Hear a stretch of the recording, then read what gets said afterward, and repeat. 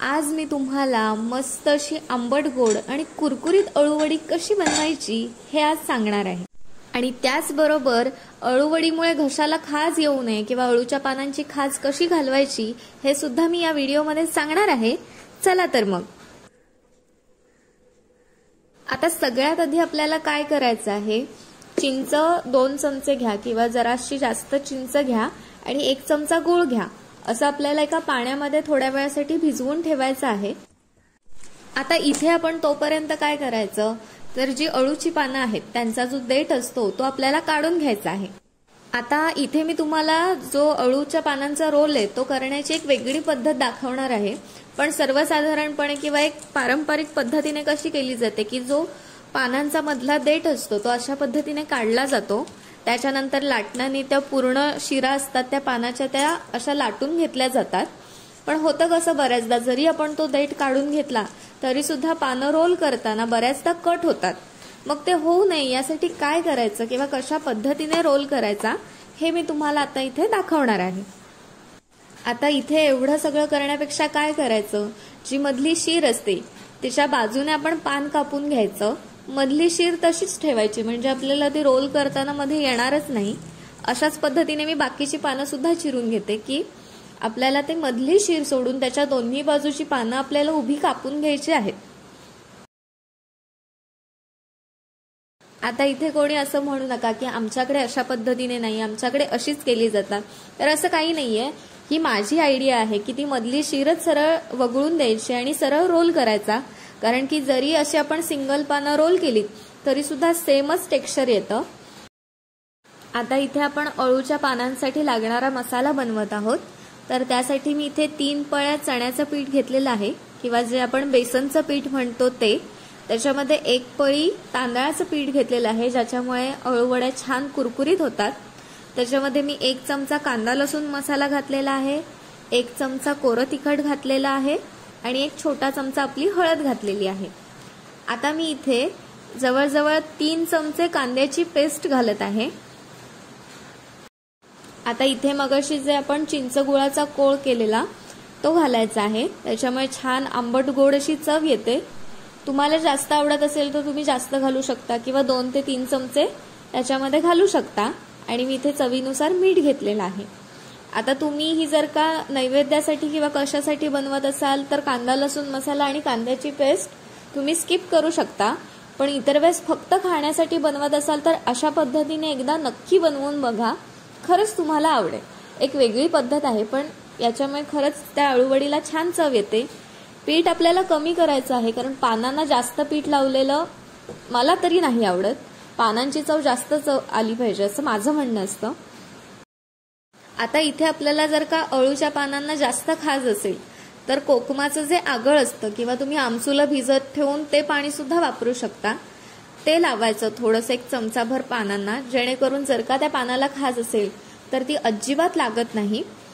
आणि त्याहून अधिक म्हणजे जर का तुम्ही आज अळूवडी करणार असाल तर आदल्या दिवशीच अळूची पानं घ्यायची म्हणजे काढून ठेवायची, किंवा तुम्ही विकत आणत असाल तर अर्थातच कमी होते। आपण लगेच ताजी ताजी वापरली तर खास तशीच राहते, त्यामुळे थोडीशी पानं आधी काढून ठेवायची आणि दुसऱ्या दिवशी अळूवड्या करायच्या म्हणजे पानांची खास आपोआप कमी झालेली असते। आणि तरी सुद्धा जर का तुम्ही कोकमाचा आगळ किंवा आमसुलाचं पाणी लावलं तर इथे मी दाखवते त्या पद्धतीने पानांना पातळ असा मसाला लावायचा। जास्त पानांमध्ये मसाला हा भरायचा नाही, थोडासा पातळ असा लेअर लावायचा, त्याच्यावरती आपलं दुसरं अळूचं पान ठेवायचं, त्याच्यावरती पुन्हा चमचाभर आमसुलाचं पाणी वगैरे टाकून पुन्हा मसाला लावून घ्यायचा। सेम प्रोसिजर आपल्याला ही रिपीट करायची आहे। आमसुलाचं पाणी लावल्यामुळे होतं कसं, कुठलीच खाज राहत नाही, म्हणजे आपण अगदी सुरणाची भाजी बनवत असू त्याच्यात सुद्धा आमसुला भरपूर घालतात, कारण जेणेकरून जर का खाज असेल तर ती निघून जाते। त्यामुळे थोडंसं जरी तुम्ही आमसुलाचं पाणी अळूच्या पानांना लावलात तर त्या अळूच्या पानाची खाज पूर्णपणे निघून जाते।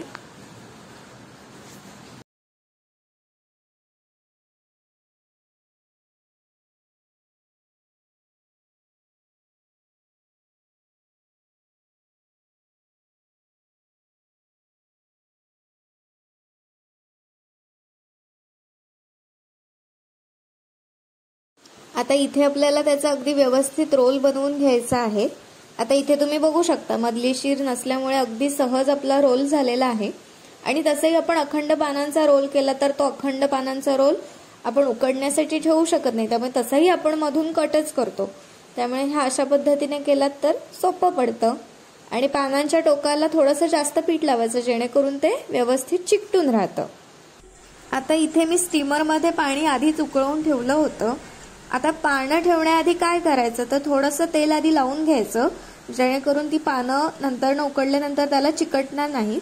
आणि त्याच्यामध्ये जे आपण मघाशी केलेले रोल आहेत ते त्याच्यामध्ये व्यवस्थित ठेवून घ्यायचे.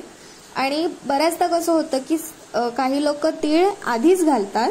मी काय करते की रोल पूर्ण करून झाल्यानंतर ना ते तीळ त्याच्यावरून टाकायचे, म्हणजे ते दिसतानाही छान दिसतात आणि थोडासा असं ते तीळ दाताखाली येतात. त्यामुळे असं करून आपल्याला हे जवळजवळ 15 मिनिटं उकडण्यासाठी ठेवून द्यायचं आहे. आता इथे तुम्ही 15 मिनिटांनंतर बघू शकता आपल्या अळूवड्या छान शिजलेल्या आहेत, म्हणजे छान उकडलेल्या आहेत. पानांचा रंग सुद्धा बदललेला आहे आणि त्याच्या आतील जे पीठ आहे ते सुद्धा छान शिजलेलं आहे. आता ह्या आपण अळूवड्या कट करून घेऊया.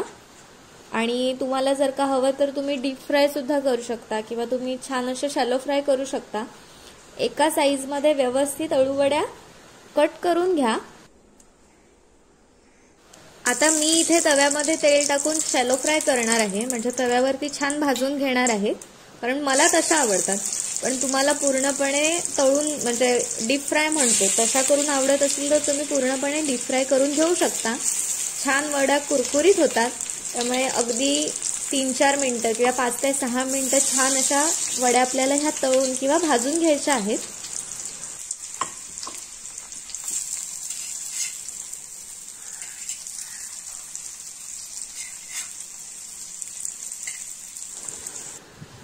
आता इथे आपल्या छान अशा मस्त आंबट गोड आणि कुरकुरीत अशा अळूवड्या तयार झालेल्या आहेत.